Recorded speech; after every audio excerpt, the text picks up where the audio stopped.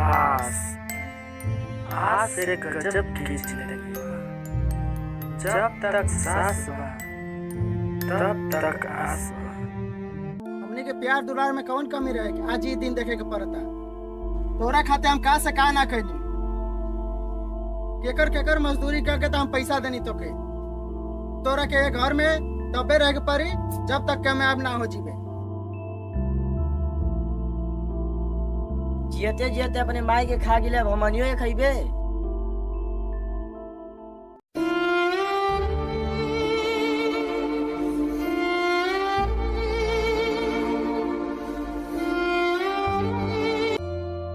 अरे यार सपना रहल का।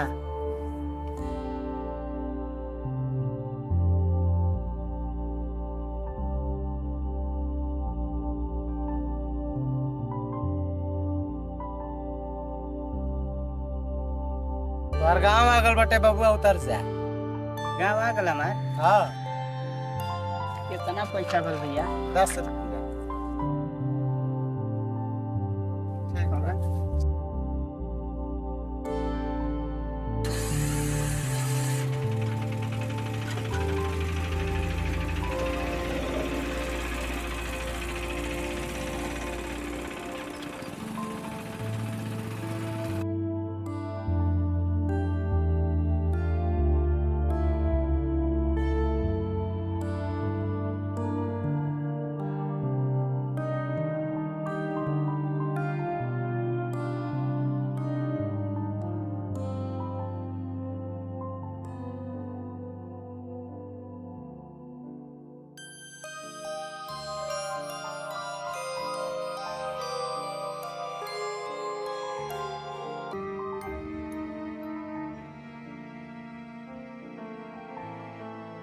राजू कमाई दादी अरे बबुआ मैट्रिक पास करके आवता। मिठाई उठाई ली हां। ओ मिठोइया तो हम भुला गई नहीं हो।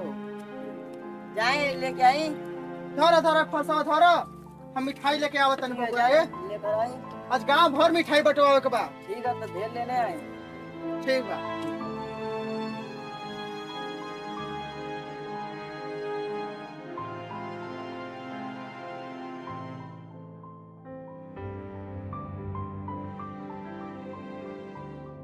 आज हमार लड़का पास हो गया। आज बड़ा खुशी के दिन बा। मिठाई 1 किलो लेही कि 2 किलो लेही पूरा गांव बांटे के है। 10 पेटी आज मिठाई उठा लेता। आज पूरा गांव खुश हो जाए खा के।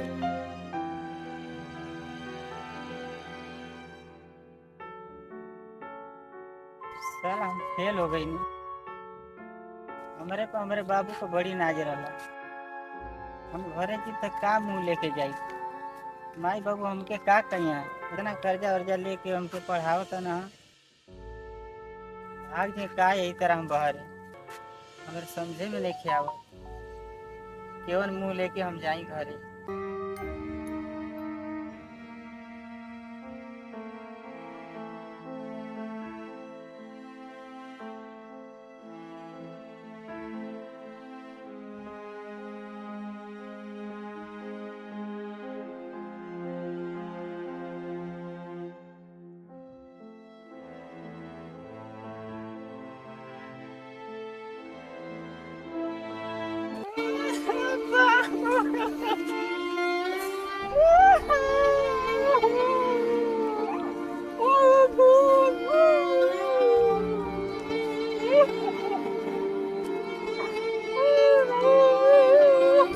चुपा जा बेटा चुपा जा।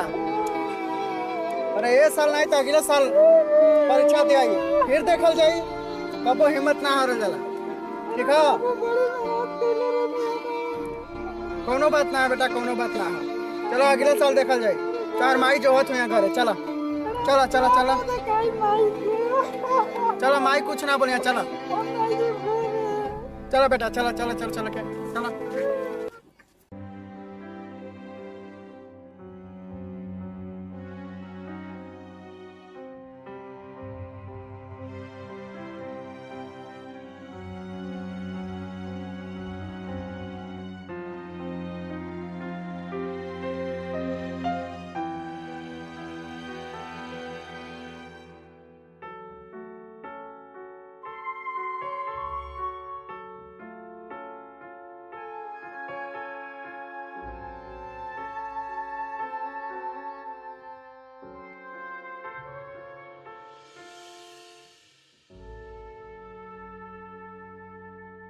का होगल बेटा का होगल काहे उदास वाला